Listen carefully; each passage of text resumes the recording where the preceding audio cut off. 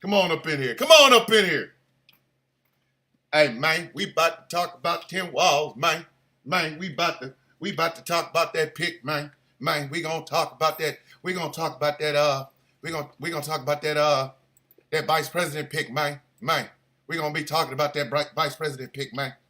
Man, that's what we gonna be doing. Talking about that, man. We gonna be talking about some other stuff, man.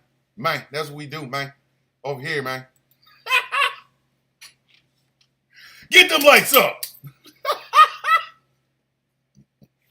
Yes, ladies and gentlemen, I'm starting to bullshit early. Because I can get away with it. Cutthroat business. Got shit twisted. What is it I ain't got no braids. I'm just mad. I'm just mad, man. I ain't got no braids. This is my father's fault. I blame my daddy for this shit. See, my brother got my mother's genes. So he could shave it off. It comes back. He have an afro. And he once, at one time, had like braids and shit in his hair, right? You know what I mean? And meanwhile, my black ass, I got my daddy's genes. I got recessive hair and shit. And some bullshit, man. Father looked like Bozo the Clown at one point, man. Good morning, family. Oh my goodness, the Sound of Coffee family is large, baby. Baby, we big in a mug, man. Oh my good, cutthroat business, you got shit twisted. What is it, the balls? I can't even, that don't even sound right. The ball. Because it sounds too close to the balls, and ain't nobody trying to have that. Ain't nobody trying to have that. But yeah, we're going to be talking about to the windows, 10 walls. Now Trump can swallow his balls.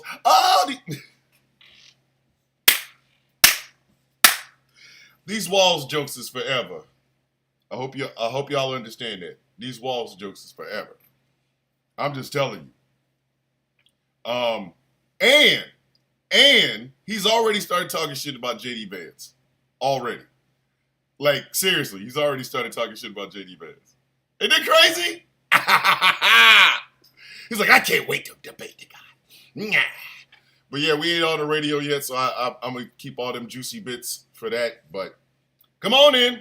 Grab your coffee. Have you purchased your villainous candle? I swear it smells just like me. All right. When y'all think of me, I want y'all to think of that candle. I'm just saying. I need y'all to do that more often. Cutthroat business. You got shit twisted.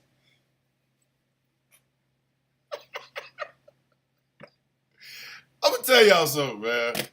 I have been a fan of hip hop my whole life. All right. This is not. Good morning, George, over in the YouTube chat. Good morning, Letitia, over in the YouTube chat. We got some new folks. What's happening, Andy Johnson in the YouTube chat? What's going on, bruh? What's happening? Why does sometimes I laugh like the Joker and sometimes I laugh like Emperor Palpatine? Yeah. I used to think Mitch McConnell looked like Emperor Palpatine, and then he opened his mouth. I'm gonna go home. Cutthroat business. You got shit twisted. What is it? The braids? No. Yeah, we gonna be talking 10 walls. We might talk a little bit about the Olympics. I mean, you know, what else is there to say? Except Tom Cruise doesn't need to jump out of a damn plane. Anybody asked for all that? You out here tripping. The fuck is wrong with you? Excuse my French. I get those two as Seth Rogen. Yes, but see, all right, over in the TikTok chat is Dave the Viking. Okay, there has been an ongoing debate since the foundation and the formation of the Villains Guild about attractiveness. Okay. And we've all kind of just given up and just said it's Dave. I embarrass Dave, and I don't mean to. It's just, number one, I love the guild. Y'all have to understand the guild is a family. We're not just a group of TikTokers that just say shit. We're a family. And even when we disagree, we're still a family. All right. But we kind of all just collectively is like, damn. We need to start calling him that. That needs to be the new nickname for Dave the Viking. Damn, Dave the Viking. You can't just say that man name like, oh, that's Dave the Viking. And then he come in. He's our Jason Momoa. If we were the Injustice League, he would be like Ocean Master or some shit. But if we were like all heroes, like if this was the Hall of Justice, he would so be Aquaman. So be Aquaman.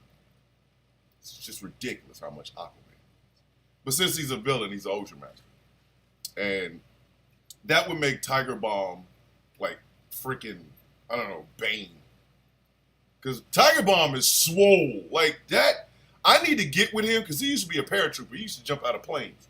I need to find out what he does so I can make my shirts look small too. Like I'm just swole meat for no reason whatsoever and shit. You know what I mean? But, all right, we are getting ready to do this thing. We're hitting the radios, ladies and gentlemen. If you are in your car and you want to hear this show, go to gcpr.live in 3, 2, 1. Oh, yes, it's 7:58 Eastern Standard Time, 6:58 Central, and you know what time it is. It's time for the sound of coffee. Hey, with your host, I find myself attractive. Y'all ain't gotta find me attractive. I find myself attractive. One Thomas Bishop, also known as the villain, and I'm better than some of you. I'm better looking than some of y'all boyfriends. I'm just not better looking than Dave the Viking. I'm just, Villains Guild affiliate. I am rocking Kel Rose, who is also a member of the guild, makes shirts for her wife, the professional wrestler Nyla Rose. And she sent me kind of I won't even say exclusive because she probably still have them. She has her Etsy shop, right? And she sent me this Nyla Rose shirt that looks like the Wu-Tang symbol, but it is actually Nyla Rose. And I freaking love it. She also sent me the surprise bitch shirt that y'all see me wearing all the time. That is a Kel Rose creation. And if you are on TikTok, go to just put in Kel, you'll see her. And she has an Etsy shop. She sells this stuff. It is absolutely gorgeous. You should really go get it. This show is brought to you in part by Glitter Wicks. And the newest, hottest, freshest scent on these candle streets. I'm just going to tell you, I'm going to be like Donald Trump. It's magnificent. It's taking over the world. It's with numbers you've never seen before. With smells just delicious. Villainous. The candle inspired by yours truly, Thomas the Villain Bishop. Go over to glitterwicks.com and check it out. If you are unable to watch this show, but you want to hear it, go to gcpr.live. I'll be here for the next 2 hours. I'll be drinking on coffee because that's what I do. It's a show about coffee. What the hell do you expect, ladies and gentlemen? So I'm going to sip my cup before we get started. So, Vice President Kamala Harris made her pick. And ladies and gentlemen, her pick was Minnesota Governor Tim to the window, to the walls, to the walls, to the sweat drop down my...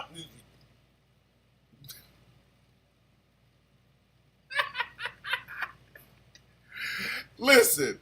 If y'all thought, that man name is set up for this. In fact, Mishi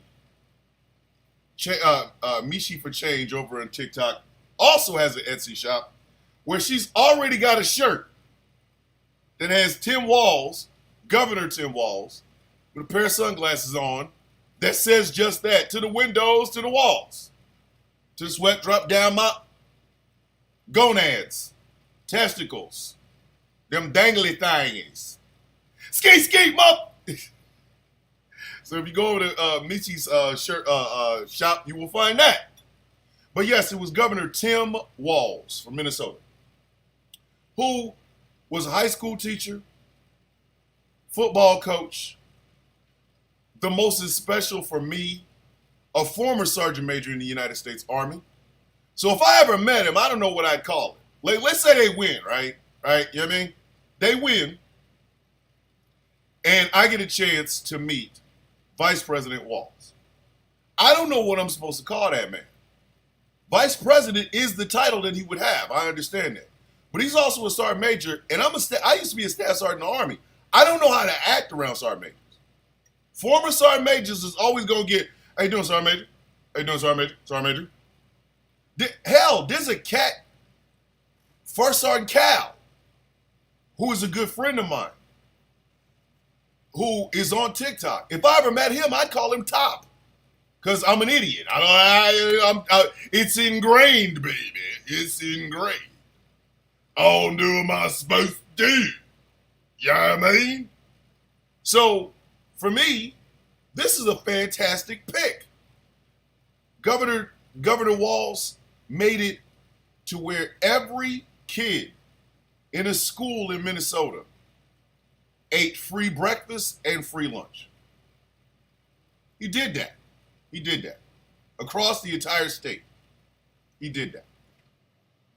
He is about background checks for them Second Amendments. So you have heard that my wife is out here sending me stuff, and she's killing me small. See, my wife, I am loving my wife loves social media because y'all don't miss. Y'all don't miss at all. But he's about, more women's access to reproductive health. What's going on, y'all? Keith? I know I keep messing up your name. I'm gonna just call you Jay Thomas because I'm stupid and I can't help it. Jay Thomas over in the day of YouTube chats, but he is about women having better access and more access to reproductive health, and that includes the sexual washing. Which, by the way, for all of you people that think that Planned Parenthood does nothing more than motions, have y'all ever been into a Planned Parenthood?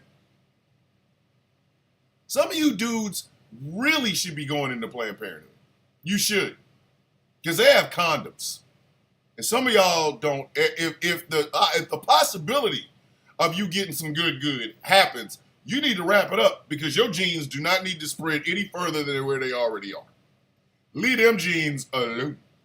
Put them genes, bag it twice. We don't, listen, I've seen some of y'all. Some of y'all sound stupid. Some of y'all smell stupid. Some of y'all smell because the concept of learning how to wash your ass is still foreign to you. Wait a minute.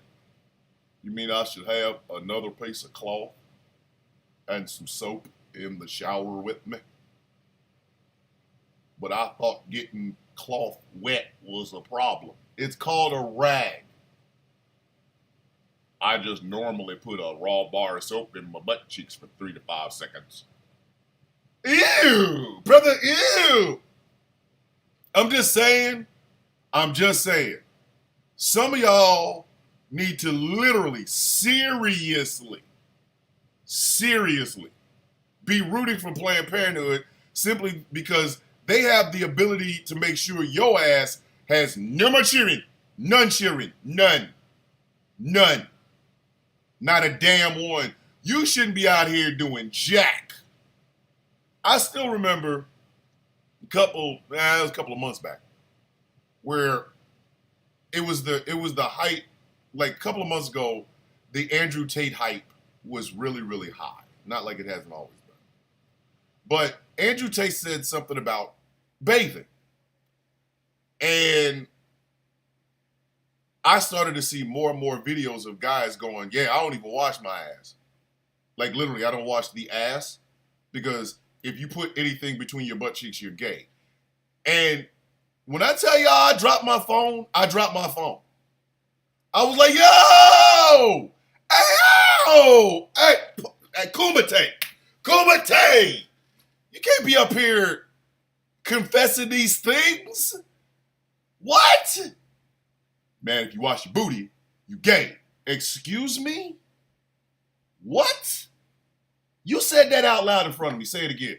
I said, if you out here washing your butt, opening your gluteus maximus to wash between your butt cheeks, you gay.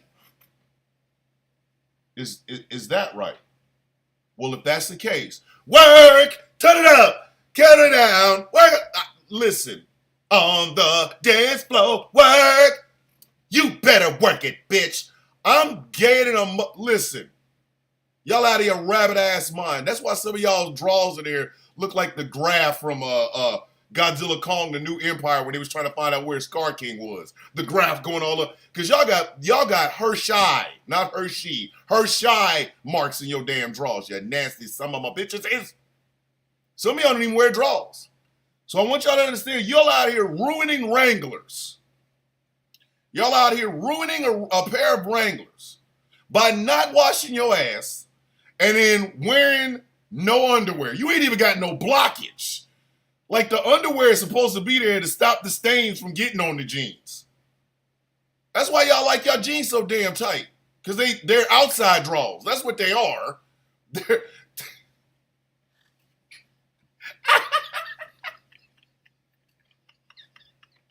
Why do y'all come to this morning show? Why do y'all do this?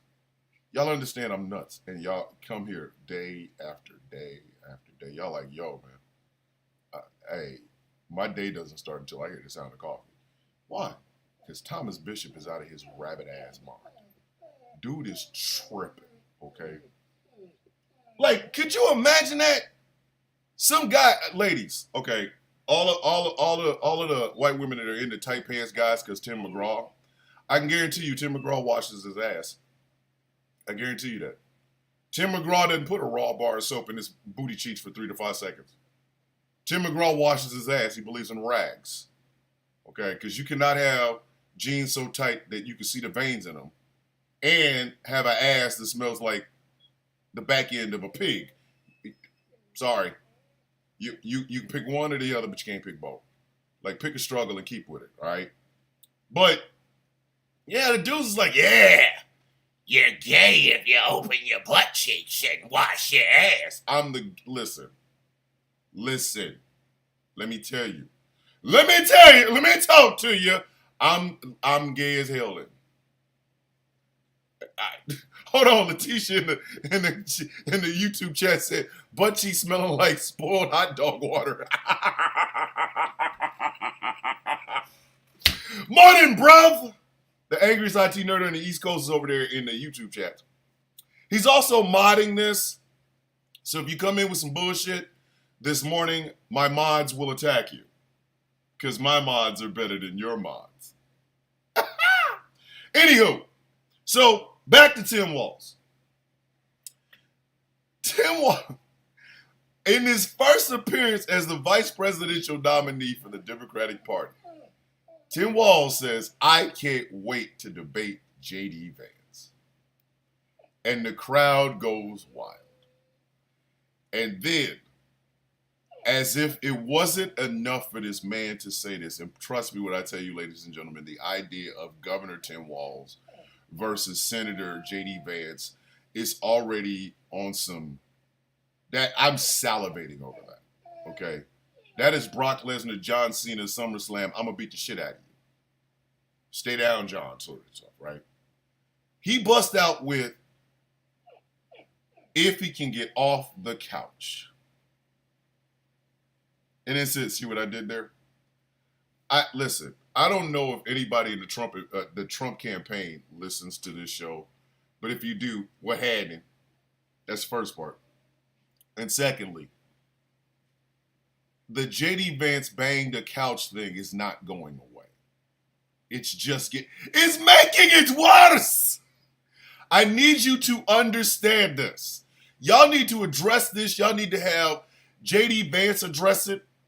Because like I'm not making this. I'm so serious right now. The JD Vance had sexual relations with a couch thing. Is it going away? It isn't. I get it. Fact checkers have said no. JD Vance didn't have sexual relations with that futon. We understand this, but it's not going away. Do you? I'm keeping it live. I'm keeping it alive. And for $500,000, I won't. I'm lying. You give me $500,000, I'm going harder. That just means I get to buy like a bigger studio where I will have a couch in it, and I will interview it about the relations it had.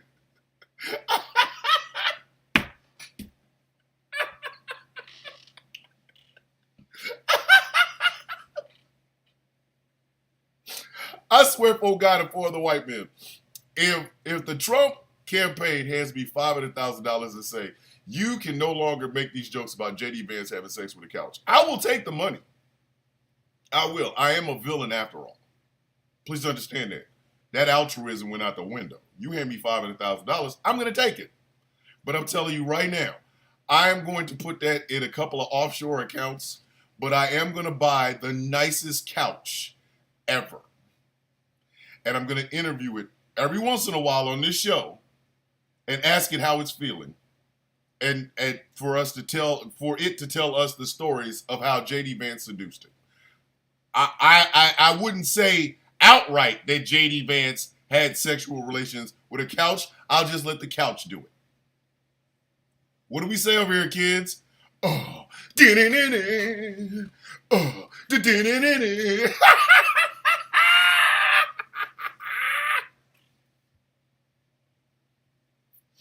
This morning show is going to go off the rails, kids. I hope you're ready. It's only Wednesday. But Tim Walz said that in front of a crowd and said, see what I did there?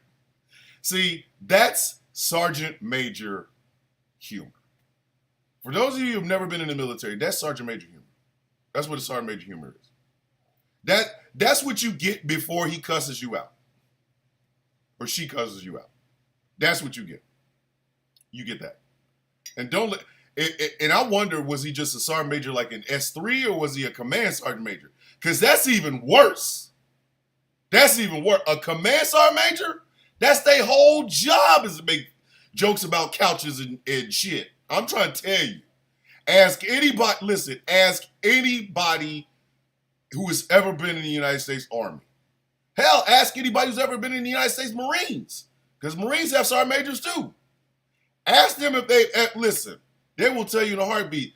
A command sergeant major has the humor of a god. That man will say some shit and you be like, yo, I'm not supposed to laugh at this sergeant major. Why are you over there doing this? Like, you be like turning your head away trying not to laugh. I'm going to let these tears run out of my face. So the pick is Tim Walz. So now the Harris-Walz campaign makes its way towards the Democratic National Convention, which is supposed to be starting, I think, next week, where Kamala Harris will officially be the second woman in Democratic and American history to accept the nomination for a major political party and the first woman of color to do so. And then the matchup is set, which brings me back to the orange Oompa Loompa Cheeto man, the magical melting man of Mar-a-Lago, melting on the ground everywhere he go. Oh, y'all didn't think I wasn't going to finish that song, did you? I told y'all, Trump the musical is coming. Do you understand me? Dave the Viking has already talked about we really, really need to do Trump the musical. And I am not a music major. However, I do know some. We can write this script and get this thing pop. Matter of fact, Marla over at TikTok, I'm going to reach out to her and ask, would you like to help me and several other people write Trump the musical? And I'm telling y'all right now, That magical melting man of Mar-a-Lago will be there. In that tone. Y'all think I'm making this up? The magical melting man of Mar-a-Lago. Da-da-da-da, melting all over everything that he touches. Like, I'm there. I'm there. I have no part in this because I'm not playing Ben Carson. And I have a song for Ben Carson. It's called Where's My Suitcase? You know that the piano version of Where's My Mind? It's gonna be in that key. Ding ding ding ding ding ding ding ding ding ding ding ding ding ding ding. Where is my luggage? Where is my luggage? I will not play Ben Carson singing Where is my luggage? I don't want to. No, Chaos King over in the TikTok chat. I don't want to be Tim Scott because I'd have to say what's going on, all the time, and I'm not. That's not something I'm signing up for every week. Like, yo, man, every week. What's going on? Like, I ain't no. Nah, I'm good. Good. Actually, I just want to direct it. But there's enough people on TikTok that would be involved in this production. We would just have to like find the funding, and I'm pretty sure if we call like George Soros, as they like to say, like, Mr. Soros, would you like to donate or be the sponsor or one of the sponsors for Trump the Musical? And like, we ain't got to start on Broadway. We can start off Broadway, but it would be the funniest thing ever. Like, we would have a hard time casting our Trump. We would really have a hard time casting our Trump. I don't know who would play Trump. Now, if Marla helps, Marla could play Melania. Oh my goodness. Some of the emotional beats she could get out of that. Oh my God. Like, seriously. Like, don't cry for me, Slovenia. I knew what I was doing. Like, listen, man.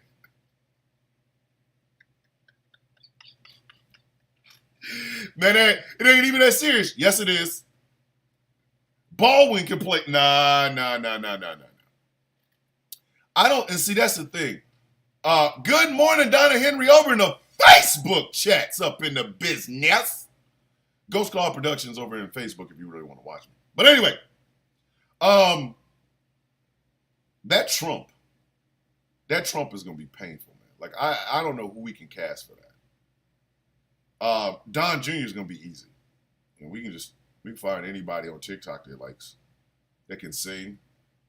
Why won't my daddy love me? He loves his shoes and his hats, but he doesn't love anybody after that.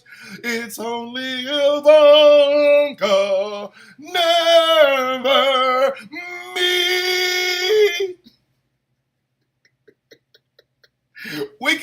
We could call Don Jr.'s musical number "How Come He Don't Want Me, Man."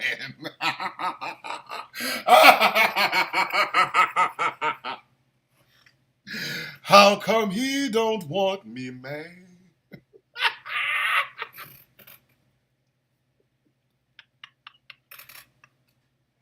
Y'all think I'm making this up? I am so serious. I want to make this show. And I don't want no parts. I just want to direct.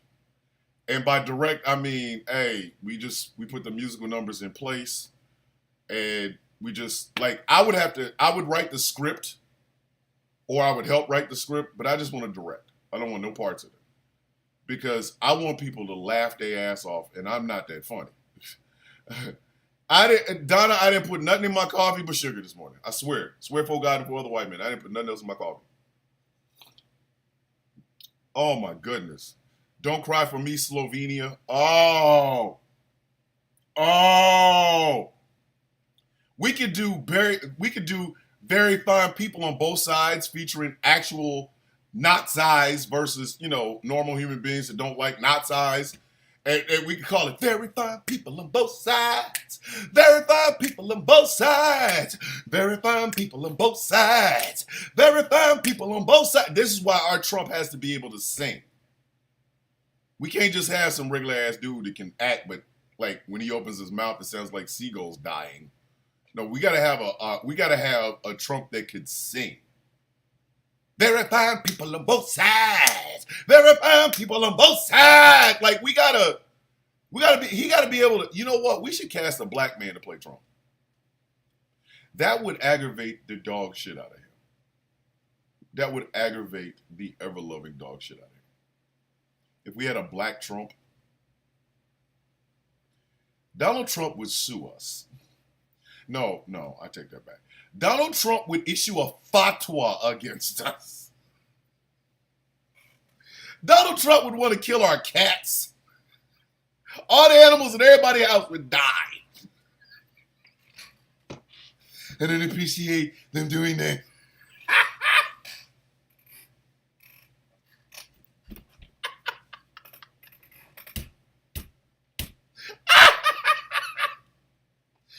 And see, no, actually, we might interview with the lost Oompa Loompa Howard Cruz over in the YouTube chat. It's killing me.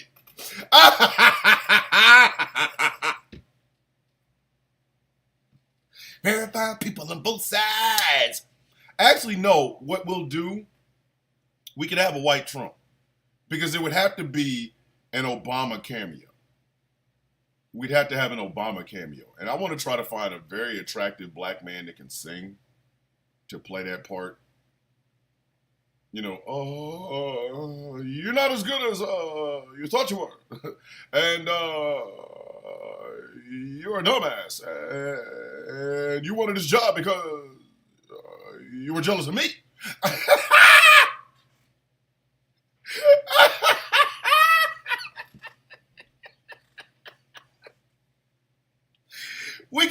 We literally could have him.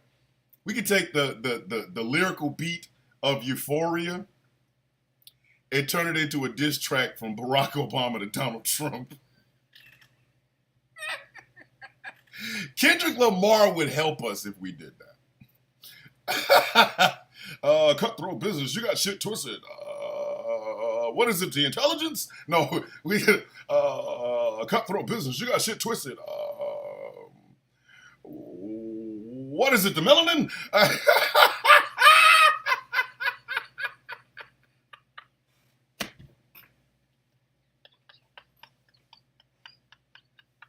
I'm smarter than you. You don't want to work with me no more. Okay. You know what? Barack Obama would come out just to see that. Barack Obama would come out just to see that part. He'd have his whole Secret Service detail come back and go, okay, hello, we're here with former President Obama and his wife, Michelle, First Lady Michelle, and we wanted to come see your show. Okay. Where would you guys like to sit? Someplace discreet? Do you have any place in the thing we can sit discreetly? Yeah, we can sit. We can sit you up in the balcony. Nobody will mess with you. Yeah, okay. So, and please don't acknowledge us until the end of the show. But former President Obama and the Obamas wanted to actually see the show. So, okay. And then we get to that part where Donald Trump is like worried about COVID and sitting in the quarters, the family quarters in the White House, and Obama just comes like he opens a closet and a puff of smoke comes out and Obama's in like his nice tan suit. I thought I could do better than you. That's why I got rid of the pandemic playbook. Because you're a dumbass. That's what it is. You're a dumbass. You probably shouldn't have had the job. Screw you. I don't care. I can do better than you. And then you hear, the apprentice powers get neutralized. I can only watch in silence. The famous reality TV show host we once knew is now paranoid, now spiraling. You're moving just like a degenerate, heavy antics, feeling distasteful. Why calculate? You're not as calculated. I can almost predict your angles. Fabricating on the family front because I got elected. And a degenerate master manipulator. I can see the tails on you now. You're not a TV star. You're a con artist with a hopes of being accepted. Trump water was all in your house and nobody ever accepted it. I gave people hoping to electrify. You gave him hope to pacify. Spare this time. Random act of kindness. Notice you're maps a manipulator and an habitual liar too. But don't talk about me, and I won't talk about you.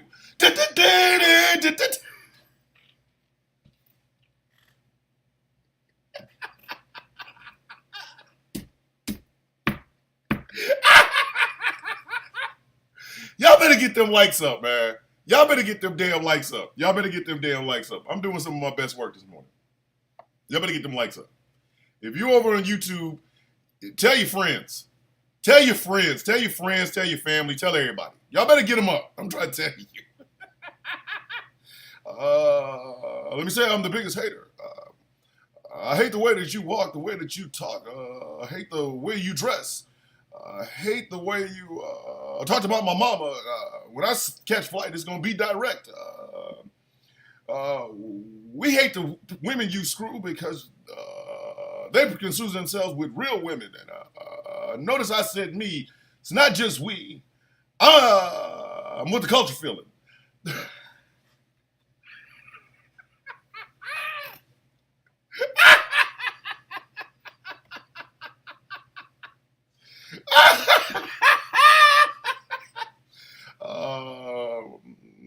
How many more accidents you gonna have before you had enough? How many more black people you gonna hang around until you feel like you're somewhat black enough? I like Trump on The Apprentice. I don't like Trump when he acts tough. You gonna make me call Putin back up? Let's see if Melania really crashed something. Trump the musical coming. 20-something. 2020-something. I'm telling you. If I don't get this idea out of my head, somebody's going to steal it. And if y'all see somebody stealing this damn idea, with everything I just said, cuss their ass out. You be like, hey, man, you took that from the villain, man. He's had this idea for over 2 years. I'm just saying. Oh, my God. And then, like, have Michelle come out and just start throwing degrees at his dumb ass. You know.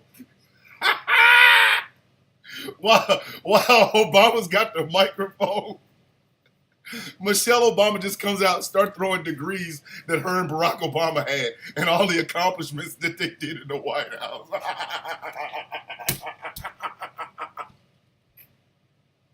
And have Trump just sitting there pouting. Oh my goodness, it would be, man, listen, Trump but that's the thing, Trump is out here spiraling his ass off. Him and J.D. Vance. Do y'all understand how unpopular J.D. Vance is? The couch banging is one thing. J.D. Vance is just a slimy human being who was never a Trump fan. We know this. We have proof. He did say this in front of cameras and microphones where people can see and hear him. So Trumpers are not feeling Catman. They over here looking at it like, you banged the couch and you called Trump Hitler, man. We don't like you, guys. You know what I mean? So he's an unpopular candidate. And Trump is just, listen, I don't know who did it. I don't know who did it.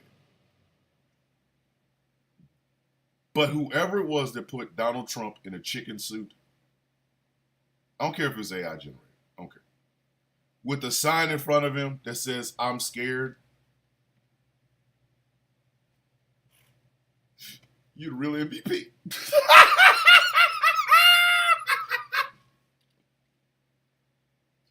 You the real MVP. Because I was scanning these TikTok streets, right? I came across that and dropped my phone automatically. And I had the Denzel tear from Glory coming out of my eye because I couldn't laugh hard enough. Sometimes you hit a point where you can't laugh, you can just make sounds. I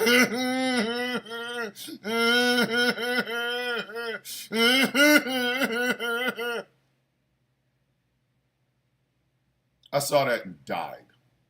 I saw that and just cried laughing. Cried. C-R-I-E-D, cried. It was the funniest shit I had saw yesterday.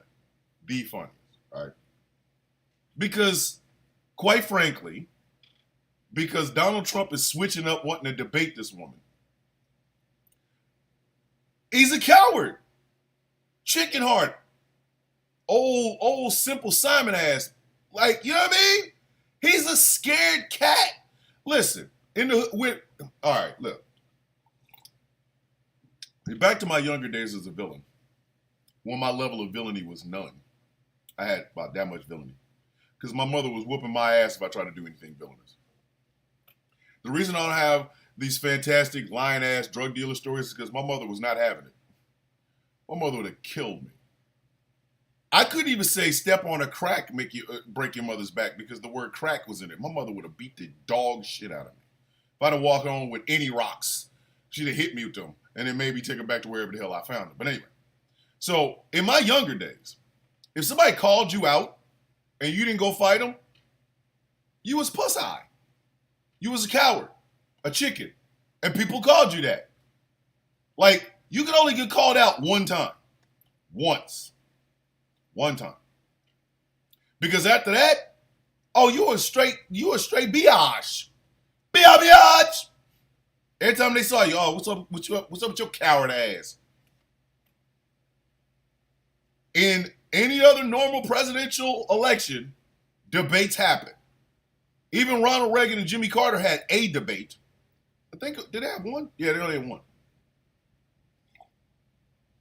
The fact that all political norms are being tossed out the window to appease this 6'3", 215-pound man baby is incredible. If I got the nomination for president of the United States, you gonna come holler at me. That's gonna be, listen, I couldn't be Vice President Kamala Harris. I couldn't. I would, listen, hey, Vice President Harris, hi. I tell you what you do. Give me 50 grand. I know you got it in the budget. I'm a consultant. Give me 50 grand. I will make a video. I will make 3 to 4 videos a day. And you could call it the come holla at me. Come holla at me. Get it? Come holla at me. I'm a poet and y'all don't know it. That would be the slogan. Hey, Donald Trump, come holla at me.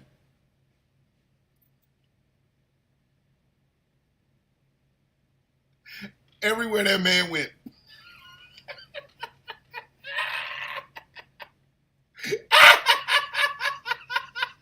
We see what you did there. Exactly. Now, I know his dumb ass wouldn't get it. I know he wouldn't. Hey, y'all are going to miss this. You're going to miss this. I'm just telling you. When I start realizing I can no longer think, I can no longer remember some of the stuff that I do, you're going to miss this. Savor it now. I'm 52. Okay? You're going to miss my memory. I'm just saying, and I'm not making a joke. I'm dead serious about this. Dementia, listen, it could happen. And I could mess around and forget all of this. I could end up with some problem with my throat and never be able to speak again. So, seriously, remember these things. But yeah, that would be, come on at me. And literally, you could chant that at a damn campaign rally. Come on at me, come on at me, come on at me, come on at me, come on at me, because there's a, you know what I mean? and then watch the right wingers and MAGA people not understand what the hell that means. They're out here saying gang signs and stuff. They're out here making chants. We don't know where it came from. It sounds like some oogie boogie shit. No, it's simple. Come holla at me. It's come holla at me. Come holla at me. That, you know what I mean? It's basically saying, stop being a punk, come debate. Come holla at me. Come holla at me. You get it? Come holla at me. I'm just saying, because Donald Trump is now running like scared booty meat. He wants to debate this woman on this. If y'all, I know there's some Trump supporters in the comment section, but my mods is out here doing the Lord's work with like Captain America's shield and Black Panther's claws, and they ain't even letting y'all speak to me. But You have to ask yourself this question. He's so strong and powerful. Why won't he debate this woman? Ever since Joe Biden said he will not seek re-election, but fully endorses vice president. Mind you, this is only the second week.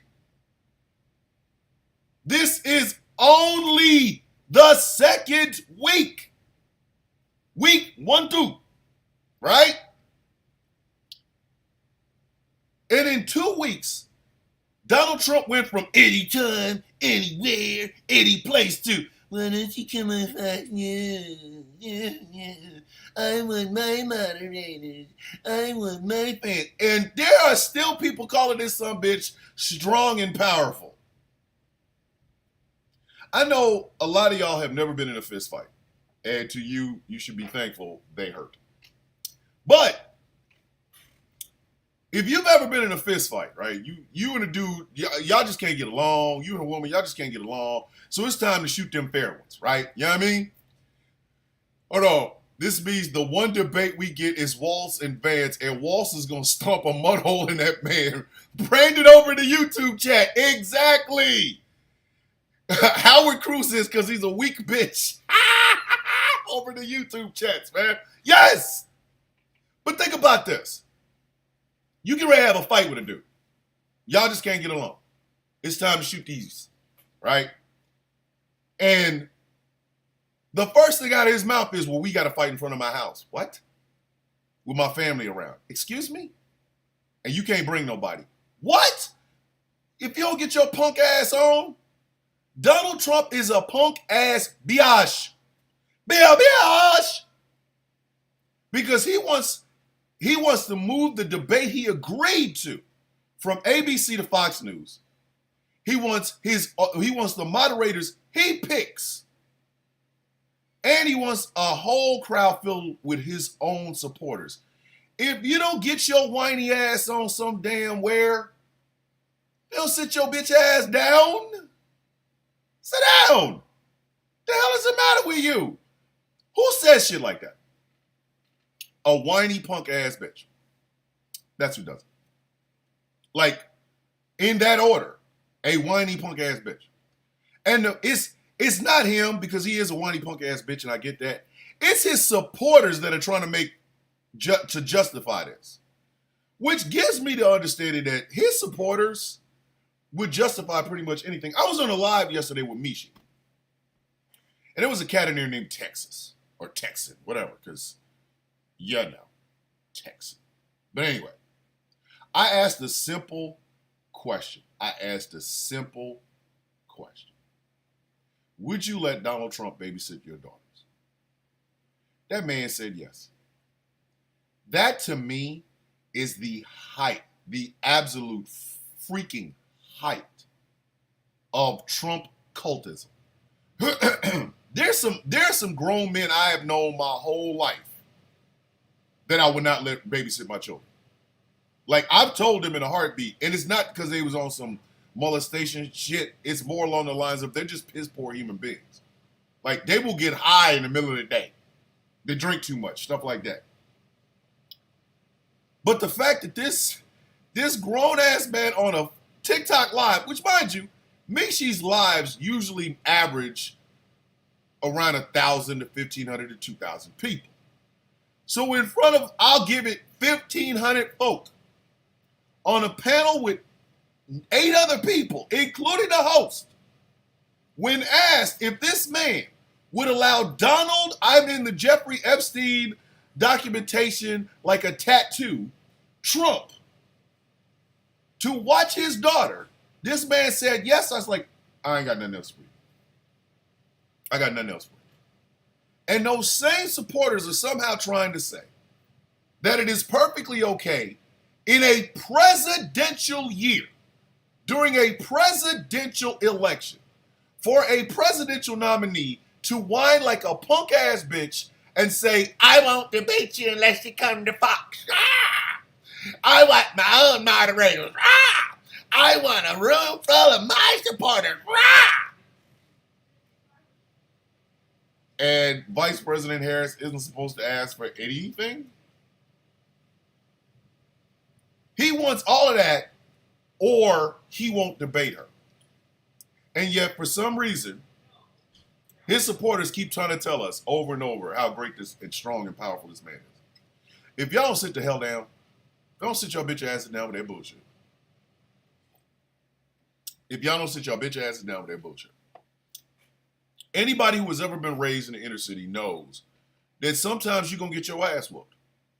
You are not strong and powerful. I knew a cat, loved him to death, Oban Robinson. Went to high school with him. Oban Robinson was the knockout king. The knockout king.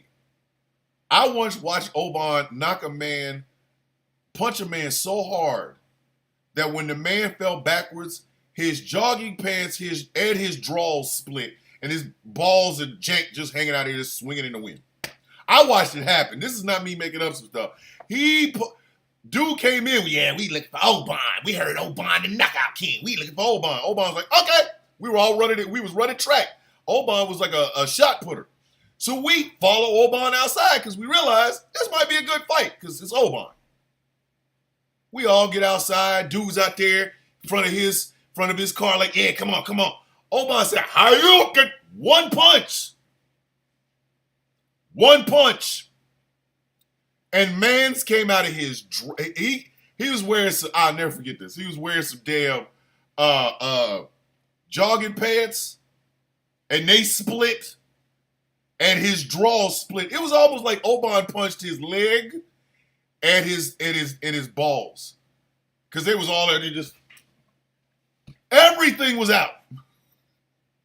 The dude was knocked out. The pants was destroyed, so they out. The drawers was destroyed, they out. And his genitals was knocked the fuck out. Excuse my French, no profanity before 8 p.m. Eastern Standard Time on this radio station, but Oban knocked his ass smooth out, right? But Oban was the knockout king. We expected it. The dude was a Golden Gloves champ. His whole family was Golden Gloves. His sister went to high school with my sister. Like, they were in the same class. Oban was in my class. His sister was in my sister's class. They were knockout kings. That whole family. Listen, I wouldn't trust. I'm not fighting nobody in the Robinson family. No one. The grandchildren I ain't playing with. And they're younger than me. I'm good. I'm straight. But sometimes you gonna get punched in your shit. You're gonna get knocked out.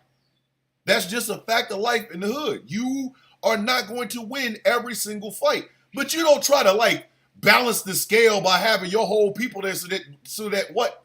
So you can jump them after they whoop your ass? What is wrong with you? And that's what Donald Trump did. Donald Trump wants it to where he gets a chance to be adored and they get to boo Vice President Harris. Nah. Instead, you want the job, you scared ass. Get your ass up there and debate. What's wrong with you? But he won't. Not unless it's done on his time in his place, using his whatever. Donald Trump don't want to debate. But his fans will tell you how strong and powerful he is. What? How?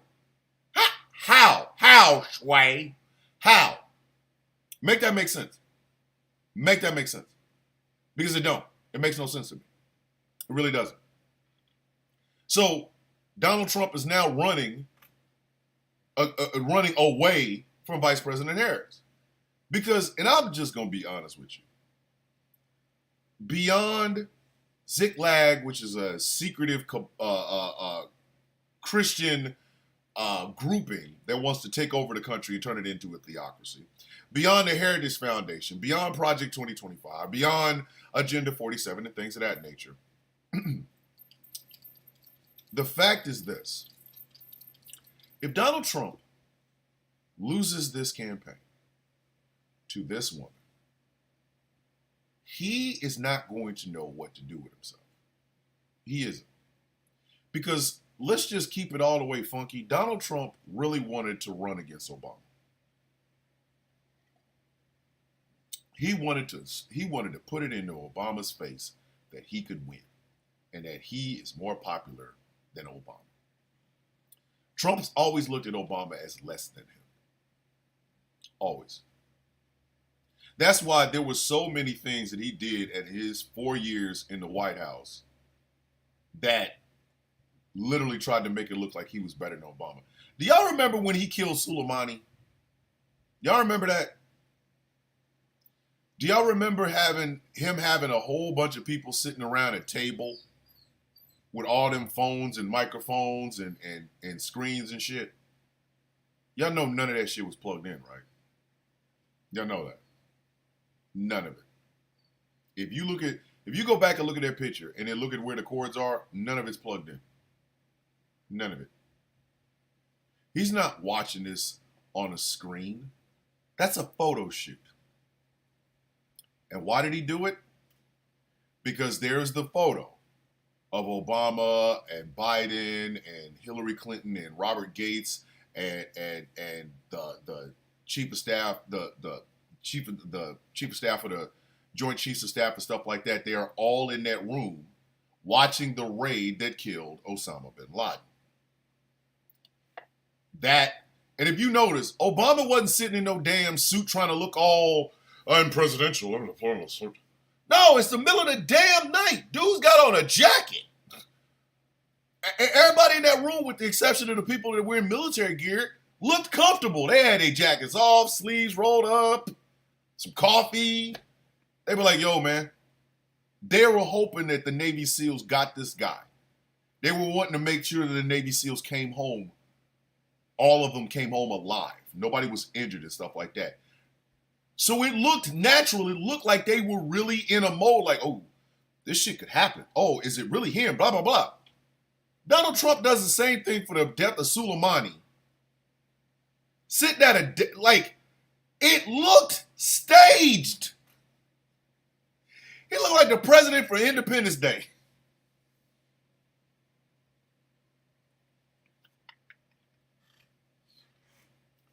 All them damn phones and screens. You got General Mark Milley there. You got Vice President Pence there. You got all these people. None of that shit's plugged in.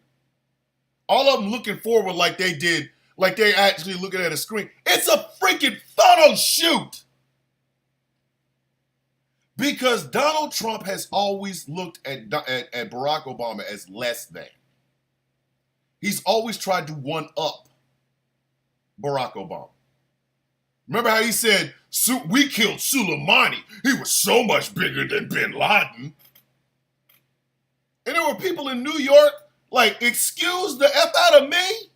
Don't you? I beg your finest effing pardon? Don't you just say Donald? I'm sorry, I couldn't hear you over the side of the massive ass hole where the Twin Towers used to be, you simple son of a biscuit eater. Keep crying. Dip from this live there, whatever your damn name is. Oh, don't worry about it. You got a neck beard. Don't worry about it. I got you. You out of here.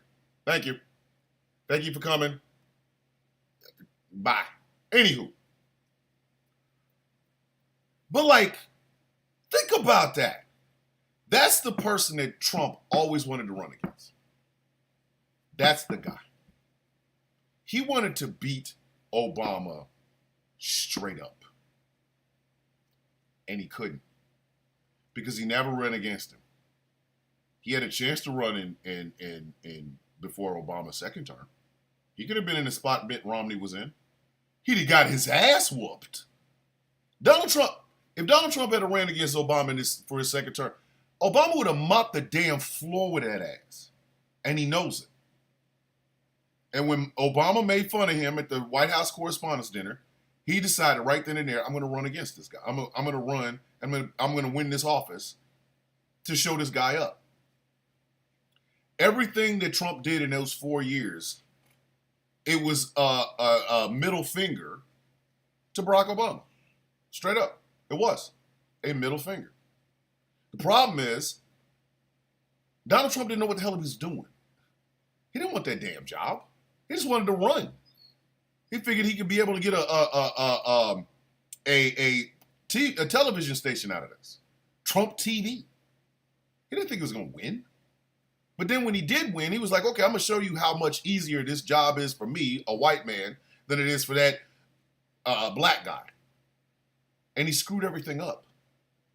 No decorum in the world, no decorum in America. He spent more times at rallies than he did in the White House. Nobody can show me any significant thing that man ever did other than executive orders, tax cuts, and telling people to drink bleach while shoving a UV light up their ass. But he wanted to show that he could do anything better than Obama. He got out of the Iran nuclear deal because Obama's name was on it. He got out of the Paris Climate Accords because Obama's name was on it. He promised auto workers and aircraft people, the people that do air conditioners, like the Carrier Group, the Carrier company, who was moving their shipping their things to Monterrey, Mexico. He promised them he'd keep their jobs. He lied.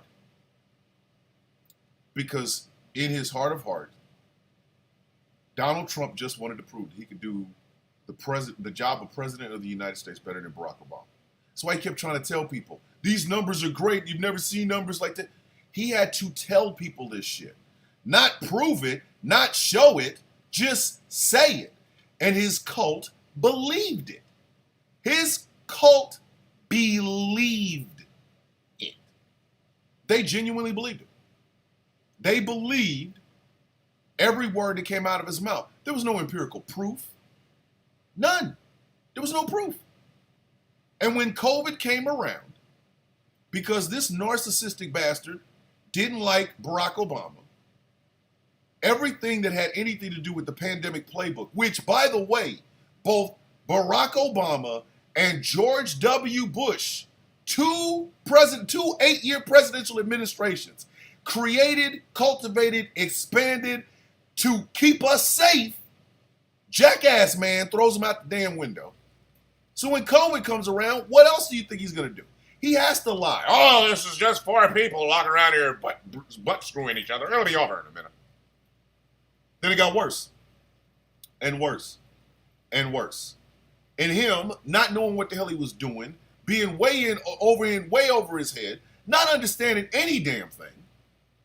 He had to keep the lie going. He had to. Thank you.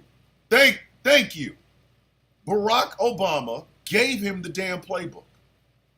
I tell this story all the time. I want y'all to understand, that pandemic playbook was not just a Barack Obama idea. It started with George W. Bush. The story is, he was watching a documentary one night, and I think it was SARS or West Nile, something. Goes to sleep, has a nightmare, wakes up. He wakes up and says, we need to do something in case something like this comes to the United States. So he starts the outline and the building blocks for what will be eventually become the pandemic playbook. He leaves. Obama comes in. And since they had a peaceful transfer of power and were actually able to act like grown damn human beings, I'm a Democrat, you're a Republican, but we can still talk, George W. told him about this pandemic playbook. Obama said, that sounds like a great idea. I'm probably going to expand on it. Bush is like, okay, cool. You really need to. You're the next president. This is your ball now. Obama fleshes it out, makes it bigger, talks about it. Again, another is, I don't like it. Obama's name's on it. Get rid of it. Then COVID happens. The coronavirus. And what does he do? Nothing. He's not prepared. Because in his heart of hearts, Donald Trump is just trying to prove that Obama is less than him. Well, now on the scene is not just another person of color, but a black woman. And they are doing everything in their absolute power to discount the fact that Vice President Kamala Harris is a black woman. She has said it. She has made it abundantly clear that's what she identifies as. They want to talk about her Indian heritage. They want to talk about her father's Jamaican heritage. Like, Jamaican ain't black. What the hell?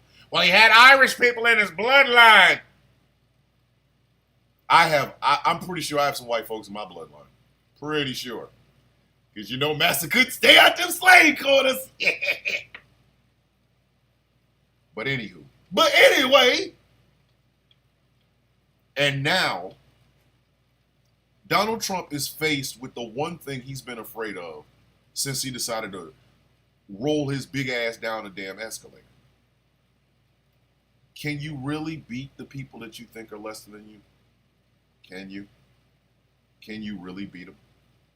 Do you think whether it's Barack Obama or Kamala Harris, do you really think you're better than them? You think you can beat them? That's why groups like the Heritage Foundation are coming out with these plans. They thought it was cool in the fan when it was Joe Biden. They was like, oh, this is an easy win.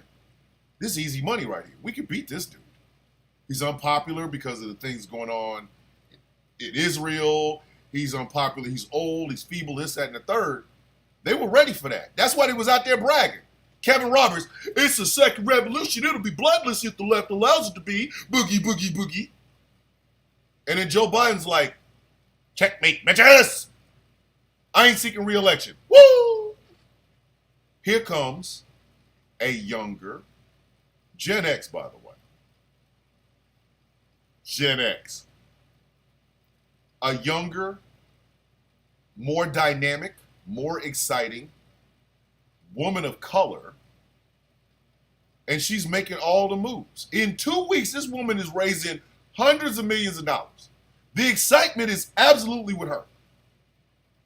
Trump thought J.D. Vance was going to be a game changer. He just put him in there because he figured, I'm gonna beat Biden. It doesn't really matter. I don't care who's at the end of this ticket. You can put that couch that he was out here banging out as my damn running mate. I'm still gonna win. But now he's like, oh shit. We wasn't ready for Kamala Harris. What? Whoa, we wasn't ready. We wasn't ready. And she is out here exciting the hell out of people. Again, I told y'all I'm voting against Project 2025. I don't give a damn about nothing else. I'm voting against Project 2025. I'm voting against Ziklag. Ziklag. Look them up. I am voting against that. Okay? But Donald Trump now has to put all that bullshit that was coming out of his mouth, now he has to show it. Are you better than Barack Obama? Are you better than Kamala Harris? Are you better than these people because they're brown, Donald? Are you? And he's realizing, no, he's not. He's realizing this. He's not. That's the crazy part. He's not. And I think in his heart, he knows it. And it wouldn't have mattered what woman of color. It could have been Michelle Obama. He wasn't going to beat her. Could have been Tammy Duckworth. He wasn't going to beat her. It could have been Katie Porter. He's not going to beat her. Donald Trump, I think in his heart of hearts, knows this. That's why that man is spiraling. That's why he's trying to link up with any black person that'll happen. That's why that chick went up there from Chick-fil-A, the black chick from Chick-fil-A, went up there and hugged his smelly ass, knowing damn well that man smelled like booty cheeks and Adderall. She went up there and gave him a hug and then stood up on the damn stage with his ass in Atlanta. He knows he can't win. He knows this. So what is he doing? Spiraling. Which, when you think about it, answers the age-old question. It answers the age-old question. Or no, it gives an answer to that question. Donald Trump believing, could he beat Barack Obama? The answer is no. He can't beat Kamala Harris either. He can't. Kamala Harris has made every right move. Now, mind you, I understand she's probably going to be a middle-of-the-road centrist Democrat. I get that. It's the price you pay for having a Democratic Party that is centrist. I get that. I understand it. She is a middle-of-the-road centrist Democrat. She's going to do some shit that's going to piss me off. She is. And I get that. I'm not going to agree with every single thing that Vice President or President Harris is going to do. I'm going to be out there vehemently disagreeing with shit because I'm an American citizen. That's my right to do so. But Donald Trump realizes he can't win. All those shadowy ass groups that poured all that money, all them shadowy ass groups, filled with white people, by the way.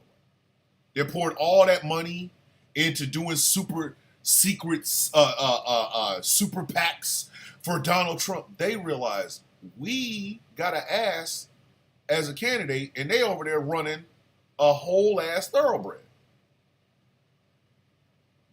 These people back put all their money into this broken down donkey with 12 teeth in his mouth, who pisses on himself and all the flies is eating his ear off, because they figured it's going to beat Biden. Well, now Biden isn't running. These people don't know how to handle it. They don't. They don't know how to handle it. They're spiraling. And the craziest part about it is, Donald Trump knows it. Thank you, hey, David Burns over in the Facebook chat from Cedar Hill, Texas. What's going on, David? Thank you for watching. I appreciate it. Like I said, if you cannot watch this show, go to gcpr.live. You can listen to it there. Time to reset the show. This is The Sound of Coffee on GCPR. My name is Thomas Bishop, and I'm better looking than your ex-boyfriend. This show is brought to you in part by Glitterwitch. Go to glitterwitch.com and pick up the hottest, freshest. Oh my God. This hottest, freshest, newest candle on these TikTok streets, on these candle streets. It's called Villainous. It's inspired by yours truly, Thomas the Villain Bishop. $18, ladies and gentlemen. You don't even spend a lot. You can buy 2 of them. You know what I mean? One for you and one for that special lady that you really want to get rid of. Tell her, hey, go find a guy that smells like this. Get out of my face. Go to glitterwitch.com. Check out Villainous. Let's change gears here, kids. Change the gears here a little bit, kids. All right, so I went last night. My wife and I went to see Deadpool Wolverine. And I'm just going to be honest with you. I couldn't keep up with how many damn one-liners and zingers was in that movie. It's quite freaking hilarious. Quite hilarious. One of the funniest damn movies I've seen. Ryan Reynolds was born to play Deadpool. He will always be remembered as Deadpool. I'm just saying. The man will always be remembered as Deadpool. Every actor ends up with a part they were born to play. He was born to play Deadpool. Period. He was born to play Deadpool. Okay? So, love the movie. But I want to talk about something. Something I saw somebody else talk about. How Hollywood has hit a rut because they're looking for tent poles rather than looking for original work. And where I heard it at was they were talking about Tyler Perry's Divorce in the Black, which I've talked about on this show. And I don't... Tyler owes me some money for watching it. He has now hit the list along with M. Night Shyamalan. Y'all owe me money. Okay? I pay my Amazon Prime bill every month. I want my bread back for that month because I sat there and watched that whole thing and I'm mad at myself.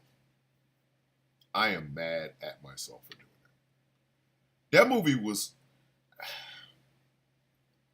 We have come up with the ass meter over here at GCPR. It starts off with a can of ass. Just one can of ass. It's like, wow, that wasn't even worth my time. That's the realm of fancy sandwiches and coffee that people brag about. It's like, if it's not good, it's just a can of ass, okay? Some things, the next level would be a 4-pack of ass. You know, a 4-pack of ass. Now, that's reserved for like episodes, not whole shows, just episodes. Like, you really dig at this Netflix show, and then you get to one episode, you're like, this episode is a 4-pack of ass. Oh, this is horrible. Okay? So you watch that one episode, or like You go to a wrestling event and the whole thing is great except for one match. That one match gets a 4-pack of ass, whatever. Then we get to the 6-pack of ass. Now, this is reserved for 3 or more of anything. If you eat 3 sandwiches from the same place and they all suck, that's a 6-pack of ass.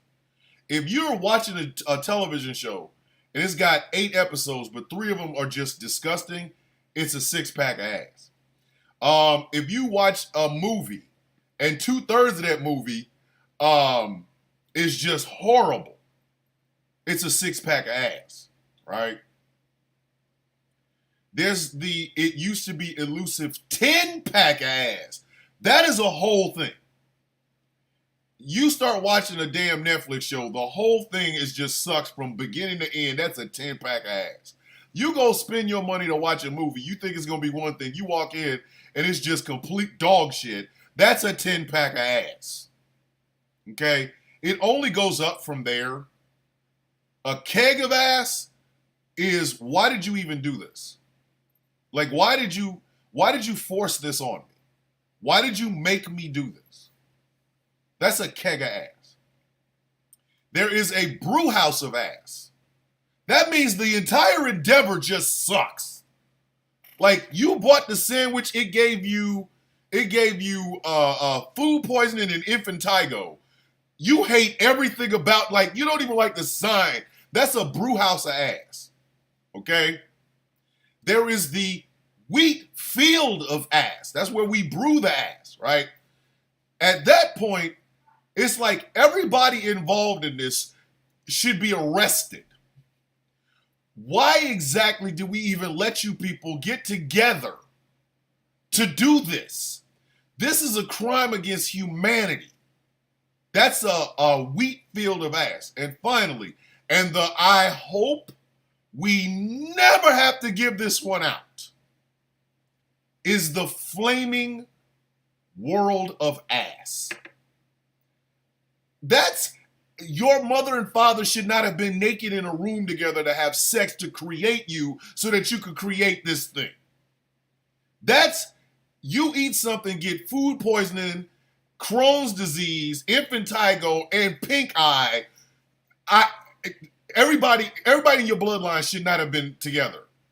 Your mother and father shouldn't have been together to make you. Their mother and father shouldn't have been together to make them. Their mother and father shouldn't have been together to make them, to make them, to make you. It's a flaming world of ass. If something is so bad that you get a flaming world of ass, I suggest you find another place to work. Preferably off of the continent where I'm at. Okay? So Tyler Perry's Divorce in the Black is not a flaming world of ass. However, it is a 10-pack of ass. The whole endeavor was just, why did you do this? What was the point of this, Tyler? Tyler, why are you playing? I knew this movie was going to go left when they took the body out of the casket, spoiler alert, and put the embalmed dead body in the back of a pickup truck and buried it 10 feet from a trailer. I said, you know what, Tyler? Screw you. Stop playing with me, Tyler. That's when I wanted to put pause on Tyler Perry. You want me to lie? I'm not lying. I wanted to. He need to holler at me. He would need to holler at me. But what a lot of people are saying is Tyler Perry needs to hire writers. He needs to hire writers. But I'm beginning to think that's a Hollywood thing. Now, don't get me wrong. Deadpool was funny as hell. Absolutely funny as hell. And it's a unique movie. All 3 of those Deadpool movies are unique. And the reason they're unique is because they don't take themselves so seriously. They don't. A lot of Marvel's movies, a lot of that franchise, the cinematic universe as it will, took itself too seriously. But so did the DCEU. They took themselves too seriously. James Gunn is over there trying to reboot Superman for the 88th, 11th time. And they put the underwear on the outside. Why? I don't know. You know, Matt Reeves' the Batman is just that shit ain't never gonna lighten up. Like, never. That's one of the darkest. I couldn't wait for it to get on Max just so I could like up the brightness on my television so I could see it. Because me and my wife went to see it in the movie theater. It was like, what is going on? I can't see shit. And we both wear glasses, and we were sitting in the middle. We was blind. Exactly. They're designed for people that were reading the comics. The problem is, I have ideas. I have ideas for Black love movies that make Black love look fashionable. It looks good. You know, a walk in the park. We call it that, a walk in the park. You know, a black man meets a black woman at a coffee shop. You know, she's got nothing to do, he's got nothing to do. And they're walking in the park all day. They're having conversations in the park all day. They go and grab food, they come back, and they're talking about loves and hates and things of that nature. They have basically what amounts to an entire dating application process in one day in the park. You know, and then, you know, at the end of it, he asks her, will I see you tomorrow? You'll see me tomorrow. You know, and boom. Doesn't have to be violent. Nobody has to come out of the casket. Like, the casket! First off, I need y'all tap the screen, share the live, get them likes up over in the TikTok chat, because I'm about to go on a tirade. Y'all might want to tell your friends and your partners. But like, seriously, nobody has to come out of the casket. Listen. And Tyler Perry's defense for this, I want you to understand what Tyler Perry's defense for this is. Well, I've had people message me and say that they see themselves on screen for the first time. Thank you. I want to know who is going through this. If anybody pulls my black ass out of a casket, puts me in the back of my own pickup truck, and buries me outside of a trailer, I'm coming back to haunt your underwear. You're going to come home in the evening, and your drawers, your bra, your socks, all of it is going to be in your bedroom dancing to Uptown Funk. Uptown Funk gonna give it to you. Uptown Funk gonna give it to you. Don't believe it, just watch. Ow! Dun, dun. Your drawers are going to be doing moonwalking. You bury my black ass 10 feet from a trailer, you will never sleep in your house again, because your panties or your underwear will be on your face singing "Can You Stand the Rain?" with the streaks right in your mouth. Can you stand it? Oh, I promise you this. I promise you this. You will not get a nice sleep anywhere in your damn house. If you're a dude and you do that to me, all the condoms you have, and in the middle of your sleep, you're going to feel some lube or wetness in your ear. You're going to wake up, turn on the lights, there's going to be a damn floating condom trying to have sex with your earlobe. Put me in the ground behind it. As much shit, as long as my life, for as much as I've done, you gonna bury me by a trailer? Bruh. I'm not playing. I am not playing. You got a silicone doll in your house, the bitch will be moving. Bury me outside of a trailer. Your silicone, listen. Yo, man, what is that? That's my silicone doll. Why is it over there in the corner dancing? Because Thomas is here haunting you because you put me in the ground next to a freaking trailer after you took me out of the casket. Whose life is like this? Tyler.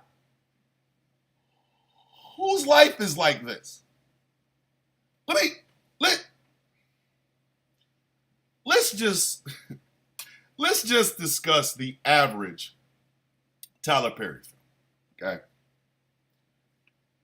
Either a poor woman with a bunch of kids and no hope for anything, or a rich, powerful woman who works in a law office or a bank or something. There's your two premises. That's road one and road two. We'll go down road one first. Poor woman, kids all out the way, meets a rich and powerful man who's abusive. Because the abuse has to happen. You know what I mean? He's gonna do something. What's that? No. He's gonna beat her up. Because for some reason, when you have money and you meet a poor woman, you can whoop her ass. I don't know where that came from, Tyler. Hell that come from, Tyler? So she gets beat up several times, takes advantage of her. Now she got to run. She got to run because she has to run. She runs to the church. That's where she meets some variation on a very light-skinned dude with little to no clothing sense because he's always either shirtless or walking around with a tank top showing off meat. I don't know why. I don't know why. Why do they always have to be shirtless? I get it. These things are filmed in Atlanta. Film one in Minnesota and see if that looks sexy. I'm a shirtless, light-skinned dude freezing my black ass off here in Minnesota. The fudge! But anyway, she meets him. He takes her to church a couple of times, like 50, 11 times. But she gives abusive rich man another chance because, of course, she does. Because Jeebus said so. She goes back. He abuses her some more. And for some reason, the abusive guys are some of the darkest black men I've ever seen in my life. I don't know where Tyler is finding these dark brothers, but why is Tyler trying to tell us the darker the berry, the more violent they are? What is this? I'm coffee brown, lightly cream. So I don't even fit into any Tyler Perry film. Like there's no coffee brown, lightly creamed dudes in any of these Tyler Perry films. I can't be the light-skinned dude with no clothing, and I can't be the dark-skinned dude who's a villain. I ain't got no.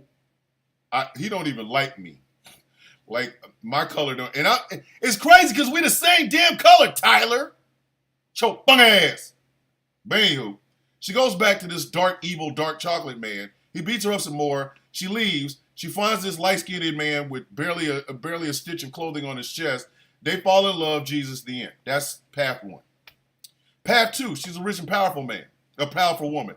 She runs all the banks or all the law offices all over the world. But she's married to a degenerate Negro. Again, I'm sorry.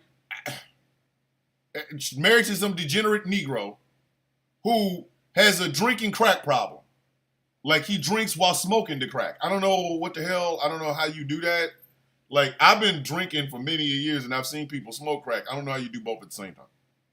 Like take a sip, crack. Take a sip, crack. Tyler, how do you do that? Help me understand. I'm trying to figure out the nature of how you smoke crack and drink. So you were a drunk crackhead. That, like you owe for everything at that point, don't you think? But anyway, he's cheating, obviously, because some woman finds drinking crack. I shouldn't say that. I should not say drinking crack. I was such an asshole, but the drinking crackhead is cheating, obviously. And she don't know what to do. She has all this money and power and everything else, but she's got a drunk crackhead in the house. So that's when her best friend, her male best friend from, like kindergarten, who she hasn't seen in, 30 years, comes back into town. Of course he's swole up. Of course he's light-skinned. Of course there's meat hanging out of these small-ass shirts that he's in, which, once again, I understand. Tyler Perry likes physically fit human beings, but damn, when is the coffee guys going to get some love? I have a keg. I don't have 88-pack abs. I don't have 6-pack abs in my kidneys. I have a keg. What's up with the love? I can't get no love? I can't get no love. Okay. You don't work with me no more. Okay. But the kindergarten friend whose wife died of syphilis chronic cancer AIDS, she just died. Like she just died 5 minutes before he came into the movie. Like he left the hospital after she croaked from cryptochronic cancer AIDS HPV. She died. Like 5 minutes before he came into the movie, she just died. She had a car accident where a heart attack and cancer killed her at the same time. Whatever. So of course he's single. And of course now he has kids by himself. Because him and the wife that just died, they enjoyed sex and they had children. So she's looking at it like, oh my God, I love him so much. He's so beautiful because he's so swole meat for no reason whatsoever. And he's, light-skinned like Al B. Sure. So literally, I'm saying literally, she meets him and then she counterbalances that with the drunk crack or the crack drinker or whatever the hell, right? Eventually, he beats her up enough to where she falls into the arms of swole meat man. And let's just be honest. Tyler Perry loves his swole meat male protagonist. Like, he loves them. Like, he loves the dog shit out of it. He does. Like, from Shamar Moore to old boy from Mea Culpa, Tyler Perry loves him some swole meat men. There's nothing wrong with that. There's nothing wrong with that. I don't, you know what I mean? Like, I don't identify as swole meat. Like, if I put on a tank top, it just looks like I look like that uncle that's gonna make the best ribs with a long ass cool cigarette hanging out of my mouth and one of them Panama hats on my head while telling people to put on that old school, and I dance in my Hirachis right next to the damn grill. Woo! Put that music on. Woo! Y'all don't know nothing about Bobby Blue Bland. These ribs gonna taste. You know the ribs gonna taste delicious because Uncle Drunk Ass has been sitting out in front of this damn grill for 5 hours, flipping it. He just flipping them over, pouring more barbecue sauce, ripping it, flip them over, and that Bobby Blue Bland going. I got on them dress shorts and that nice ass Bahama shirt with the towel, because you knew you had to have the towel, with the Panama hat and the Hirachis. Ow! Ow! Hey, turn that Bobby up. Ow! I ain't had no Bobby Blue Band in so long. Ow! Baby, this rib. And you know them ribs gonna taste delicious. He got a beer gut, but he don't drink a whole lot of beer, and that cool cigarette is just hanging outside his mouth. Y'all ain't ready for Bobby. Woo! That Bobby Blue Band, baby. 5 hours later, you get them ribs, and them ribs is like, they so good, they put you to sleep like automatically, like just like that. Yep, just randomly yelling, get them kids out from there. Yep. Get them kids away from that grill. Hey. Dwayne, get your little ass out from that grill. Go on, get away from that grill.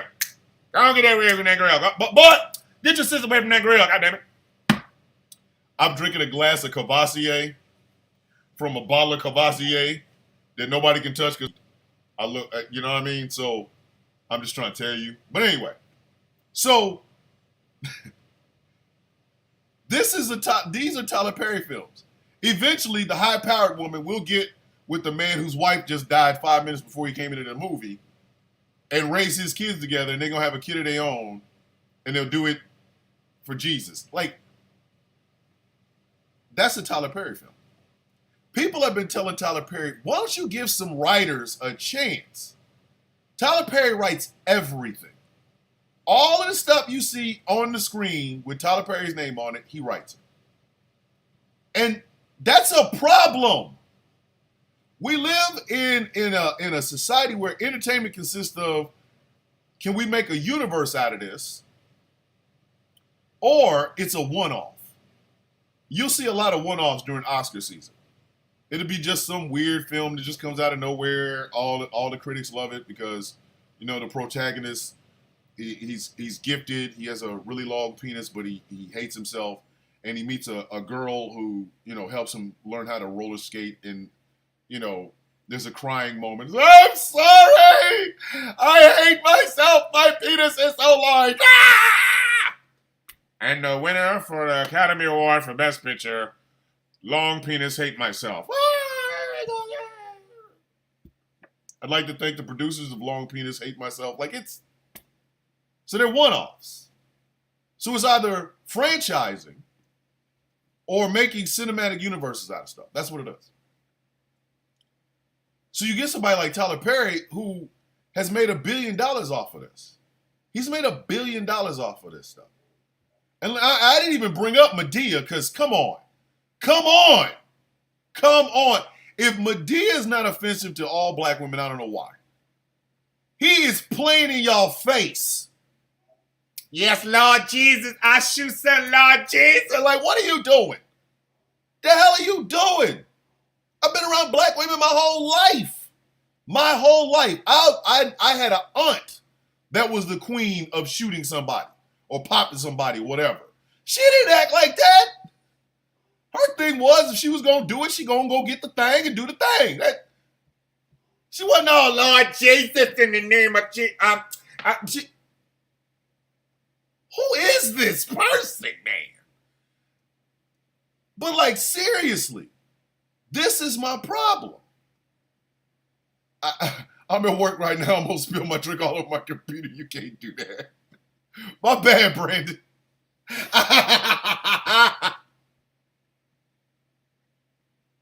I'm just saying, if Tyler Perry, oh my God. Oh, listen, good morning. So does, okay. Free Holistic Giggles over in the TikTok chat. Let me tell you something. There will be no love for M. Night Shyamalan until I get my $17.75. This story has not been told on this show, ever. Ever. So, if you're screen recording, if you're recording someplace, I need you to listen. Because M. Night Shyamalan is the Tyler Perry of whatever type movies that he makes. Okay? I'm going to tell the story of why M. Night Shyamalan owes me $17.75. Okay? I have time. This story has never been told on this radio station. So again, I need you all, if you're screen recording or whatever, record it and you can do whatever. Okay? So, it is 2007. I think 6, 7, 1 or 2. I can't remember. No, it was 2000. It was 2007. I am in the Army Reserves. You know that 1 weekend a month and 2 weeks a year thing we have to do? It's time for that 2 weeks a year thing. We are on our way to Rapid City, South Dakota. Rapid City, South Dakota. We are up there at the time of Sturgis, and we are a part of a bunch of other battalions and brigades from the reserves doing drills and stuff in Rapid City, South Dakota. So we get there. That first week, it was 5 days. That first 5 days, we are in the woods. Da woods. Like Justin Timberlake. In da woods. We're building tents. We're sleeping on the ground. We're doing fire watch. We're doing all that good stuff, right? I'm sleeping on one of the cots. I hate cots to this day. I think that's probably why most of my damn vertebrae are effed up to this moment. Because of cots. All the cots I slept on throughout my damn military career. I hate them. I hate keeping account of them. I hate them bastards. Screw one of them Army cots. So that first week, we're not thinking movies or you know, convenience food or washing our ass. We're thinking in terms of we're out here for 5 days. We're going to get it done. Move. It's the first time I ever drove an LMTV. The very first time I ever drove an LMTV was in Rapid City, South Dakota. So after that first week, the second week, we go to an Air Force base. And by the way, if you were in the Air Force, I bet not ever hear y'all talk about how hard it is for y'all. Y'all better get the hell on with it. You better get out of my face. But see, amongst the branches, we can talk shit about each other. You can't talk shit about us. We'll whoop your ass. I've seen an airman smack the shit out of a civilian for saying something about a Marine. We can talk about each other. Y'all can't talk about us. But anyway, so that second week is basically, hey, we already did everything. We passed. Yay. Now it's time for us to relax and enjoy Rapid City, South Dakota. So me, a couple of friends of mine, we go out and we are enjoying Rapid City, South Dakota. I met a good friend up there. And we were going to go to the movies. We had all decided we all going to go to the movies because we had to get off the base. So there was nothing really good playing in the movie theater up in Rapid City, South Dakota. So we go see The Happening. Okay. Here's where this begins. I paid for 2 tickets.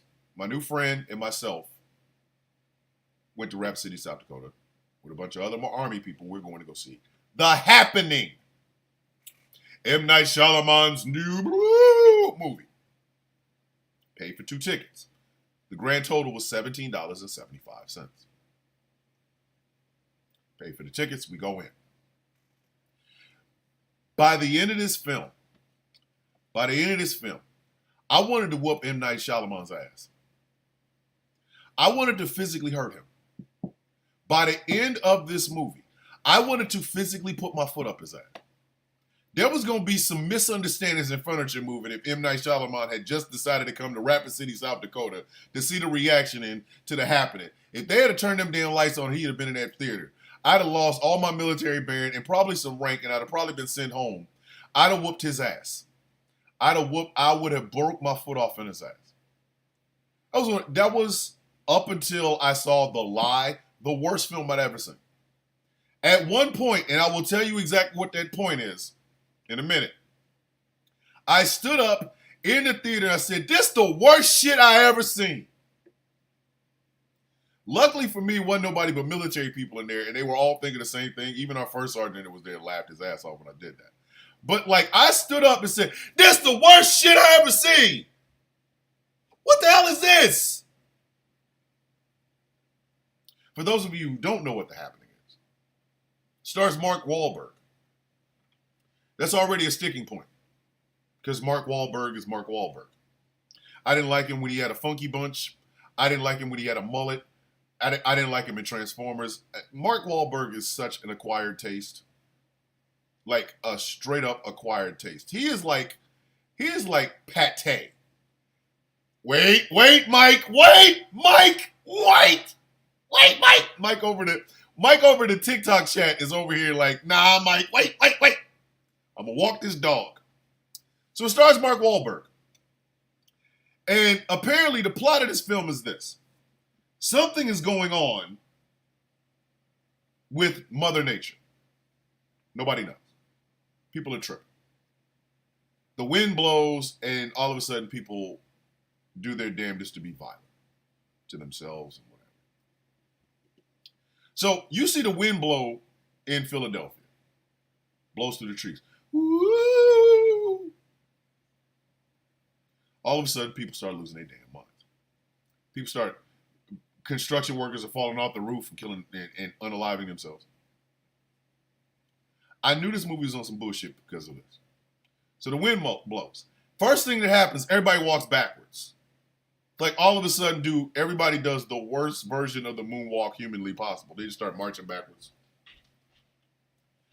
And then the killing starts. I knew this movie was on some bullshit because of this one. So there's a cop. Philadelphia cop. He's giving somebody a ticket. All right. The wind blows. Cop walks backwards. Takes out his own service weapon and unalives himself. Now, naturally, that's a bad thing, but the weapon falls on the ground. The Second Amendment falls on the ground. The woman he was giving a ticket to grabs said weapon, walks 6 steps, and pops her damn self. Then the girl that was sitting on the bench walks up to said Second Amendment, takes 6 more steps, and offs herself. The only thing I can think is this weapon is somehow going to make its way to Pittsburgh.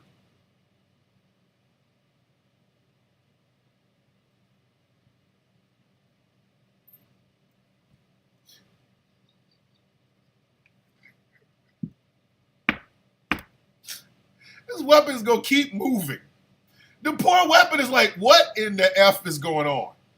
Because as soon everybody now, I am under the impression that this particular Second Amendment had 17 in the clip, 1 in the chamber. So that's 18. 18, right? So the actual owner, the cop, he's gone. There's 17. The woman he was trying to give a ticket to, she's gone. That's 16. And they're all taking 6 steps forward. They gonna walk their ass to Pittsburgh with this. I was just mad about the fact that once that thing clicks, is somebody gonna break into a pawn shop or a gun store or a Second Amendment store, get some rounds for it, load it, and then start this process all over?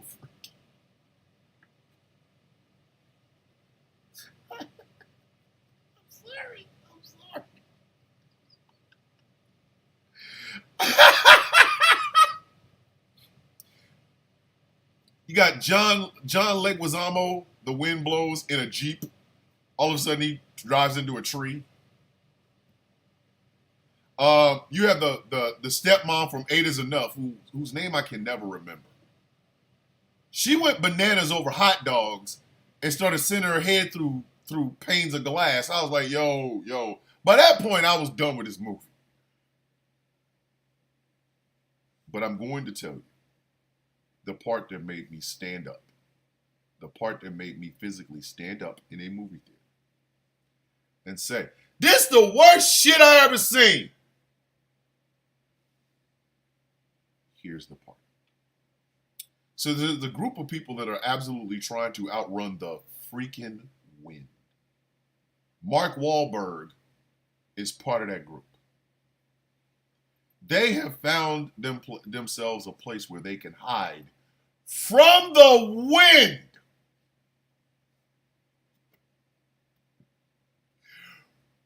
Run from the wind. They come up on a group of people that are running. The wind blows. That's the indication that some shit is about to happen. This group all walks backwards, right? And then they split off into ways to kill them, to unalive themselves.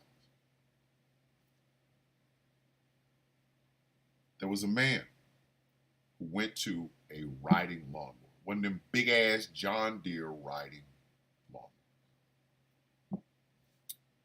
After doing his backwards walk thing, he runs up on this John Deere lawnmower. There's no one on it. He don't get in it to off a bunch of other people. No. He turns it on. He turns.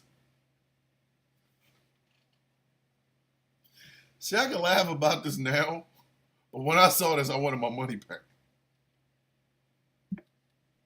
I'm trying not to laugh.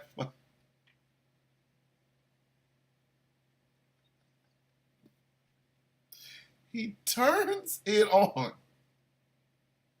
and then is running in front, right beside the lawnmower, just to lay down in front of it and get cut up. If you don't get your ass out of here, I physically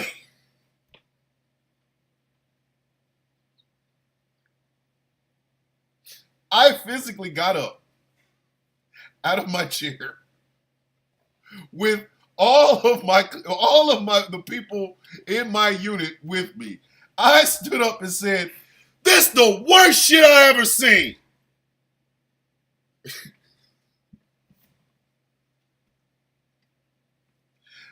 Okay, for those of you who are not visual people,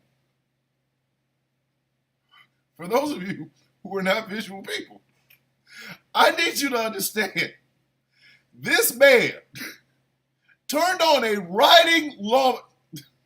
See, this is why this show eventually will have video. So when I say these things, y'all ask and see what I'm talking about. He goes up to a riding lawnmower.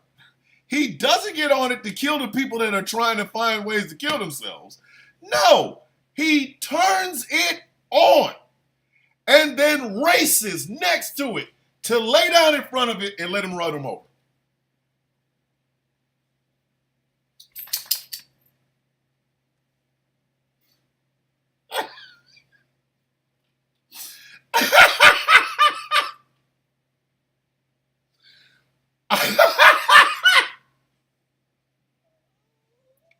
Do you understand how effed up you have to be to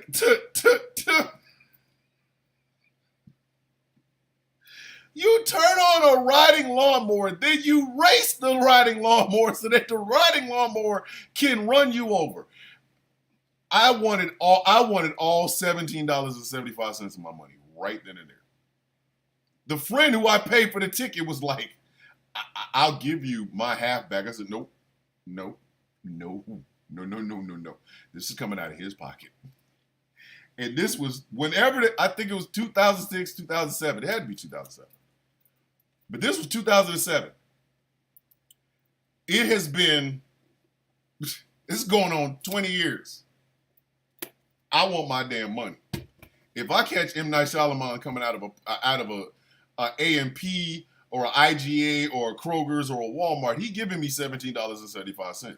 I don't even want a 20. I'm not breaking a damn 20. I want $17.75. I'm going to get my money. Just for that scene alone, I'm going to get my dough. I'm like Mel Gibson in Payback. It's not $125,000, it's $70,000. It's not $20, it's $17.75. I want my dough. Just from that scene. Just from that scene. This man raced a riding lawnmower just so we could lay down in front of it and get ran over. I wanted my damn money back. And we were talking on Plot A-Holes about, M. Night Shyamalan movies. We talked about Old. We talked about the fact that there's a black character who's supposed to be a rapper named Midsize Sedan.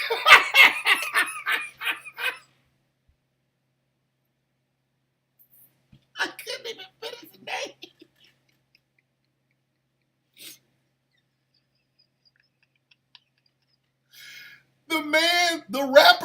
The man's rapper's name is Midsize Sedan. Does M. Night Shyamalan know any black people? Has he ever met any of us? How you name a rapper Midsize Sedan?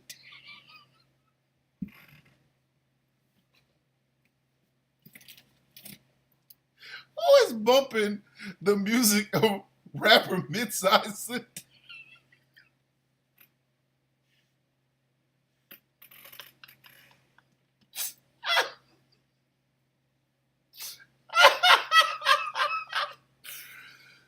Oh, shiitake mushrooms. Who is out here bumping Midsize?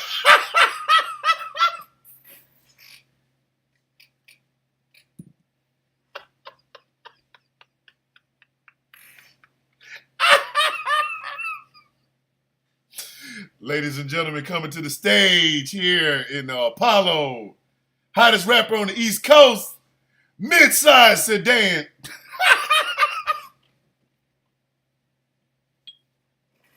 Let me sway some of y'all. If your rapper name is Midsize Sedan, don't you try to sell your damn music to me. There's gonna be some violence. M. Night Shyamalan sat down and said, I'll write the script for Old. Well, we do have to have a multiracial cast. I want to put a black guy in there. Okay, great. He'll be a rapper. Okay, that's fine. Yeah, he can be a rapper. What is a cool rapper name? Well, I don't know. Ghostface Killer, LL Cool J, Kool Moe Dee,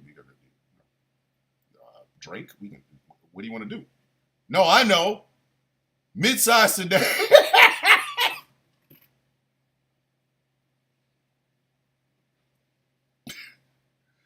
But this is my problem. M. Night Shyamalan and Tyler Perry are basically the same person. They're basically the same person. They don't want to hear any outside anything, so they write this bullshit, then they put it on the screen, and the rest of us are sitting there going, "Ow! I was eating breakfast. Why would you put that out there?" And Hollywood isn't going to stop him because Tyler Perry has his own studio now. M. Night Shyamalan has a track record. He does. They're going to keep giving that man money. They're going to keep doing it. Just like Tyler Perry's going to keep making films. What movie was that where that black man had the worst wigs? What movie was that? It was the black guy that played Jimmy Olsen in Supergirl. Oh my God. And he had a high top fade wig that looked horrible. I don't even remember what his name was. Damn it. But that was right there. That right there was like, Tyler, what the hell, man? A Fall from Grace. That's it. A Fall from Grace should have been the movie where there was an intervention done for Tyler Perry. With them wigs? Oh, no. What is it, the wig? Hurt your feelings? You don't work with me? No, I don't. I don't. Because it'd be just my luck, Tyler. Mekhi Brooks. That's it. Mekhi Brooks. Yes. Y'all saw that wig. Y'all saw that wig. Again, some of y'all are visual people, some of y'all are audio people. The audio people are sitting there going, yeah, that wig was ass. Shyamalan insist on writing their own shit. And the problem is, what they write is ass. And Hollywood is not going to stop them from writing these ass things. They're not. They're not going to stop them. So we have to stop them. Y'all got to stop buying this, man. Y'all got to stop buying these Tyler Perry films. Y'all got to, man. Y'all got to demand this man hire some writers. We get it, Tyler. You want to own everything. Great, fantastic. I'm fine. I'm cool with that.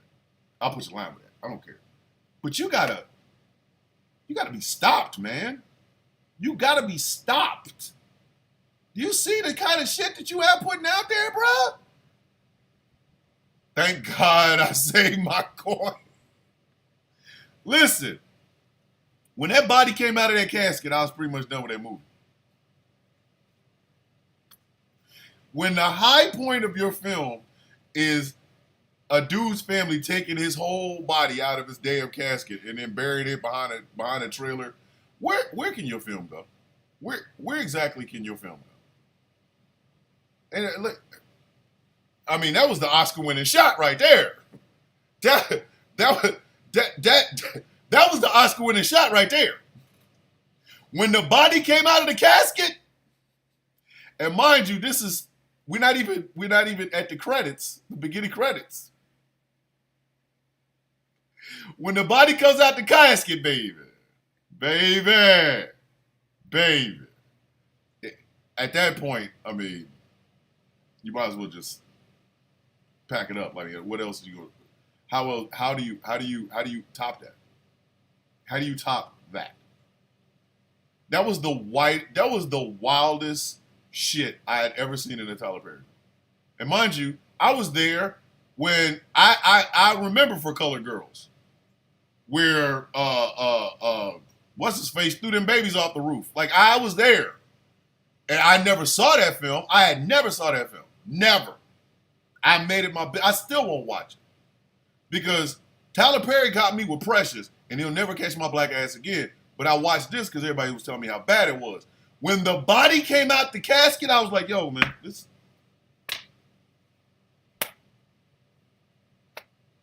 That's like if Avengers Infinity War had started off with Thanos killing everybody. Like, why would you stay for the rest of the film? What do you go?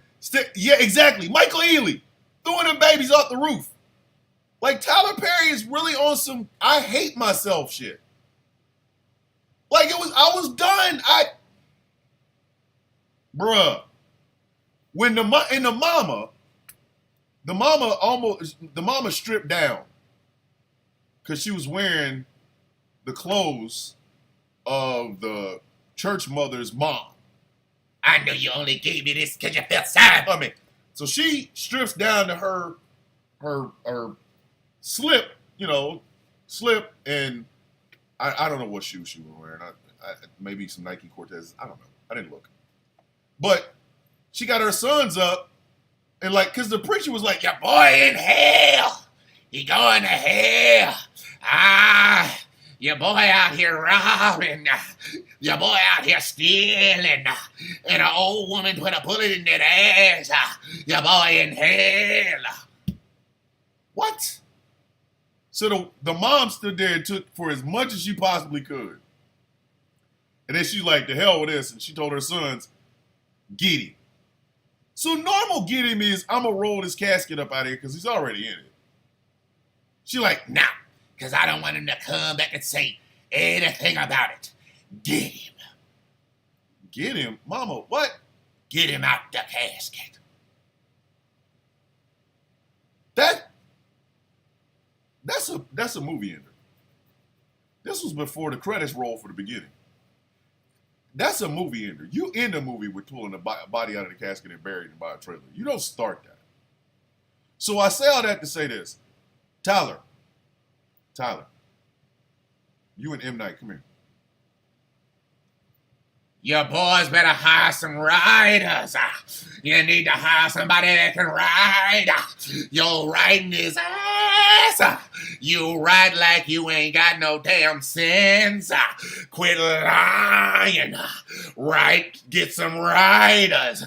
Bring in some better ideas. I'll say better ideas. Quit playing. You ride like you ain't got no damn sense. You don't start a movie with pulling that body out of the casket. That's how you end a movie. I say that's how you end a movie. Tyler! That's how you end a movie. You don't name the only black character in your movie Mid-Size Sedan.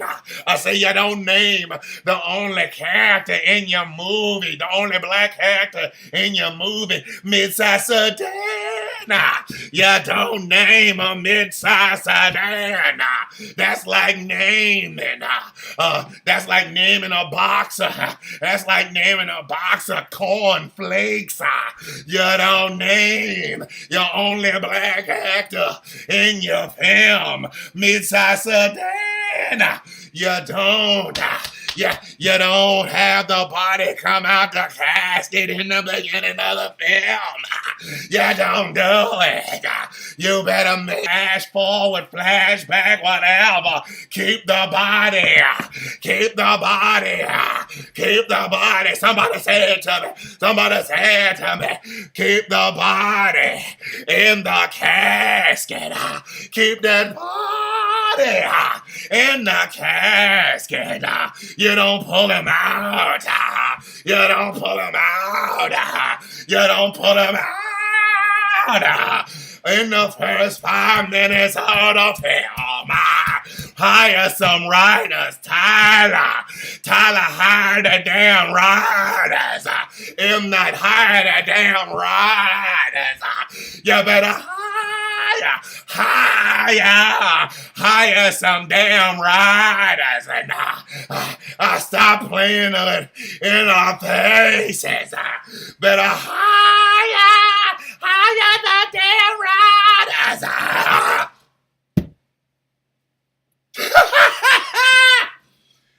And with that, we come to the end of this show, ladies and gentlemen. Don't forget, go to glitterwigs.com. Check out the newest, hottest, freshest candle on these candle streets. It's called Villainous. It's inspired by yours truly, Thomas the Villain Bishop. If you like the show, if you enjoyed this morning show, you can be a supporter. Patreon.com/Thomas the Villain Bishop. For as little as $3 a month, you can keep all of this going. We're going to come up with good merch. We're going to come up with merch and stickers and things of that nature. We're working on it, me and my manager. So go to patreon.com/Thomas the Villain Bishop. If you don't want to go through the Patreon route, you can send your boy a couple of bucks. Mr. Bishop 3687, capital M in Mr. MR, Capital B and Bishop 3687. Drop your boy some coins, man. You know, I'll go ahead and give me some coffee, because that's what I do around here. I want to thank y'all for being in the chat. I want to thank y'all for listening. It's been a wild morning. We got to the windows, to the walls, to the sweat drips down J.D. Vance's face. Y'all saw what I did there. But anyway, this has been the Sound of Coffee, and as I say every single morning, may your day be as sweet as the coffee in your cup. Try to have a good day, ladies and gentlemen. Go out, be productive. Do something good for the world. You know, stuff like that. My name's Thomas Bishop. Been in the Sound of Coffee on GCPR.live. I will see you tomorrow. Have a very, very good day.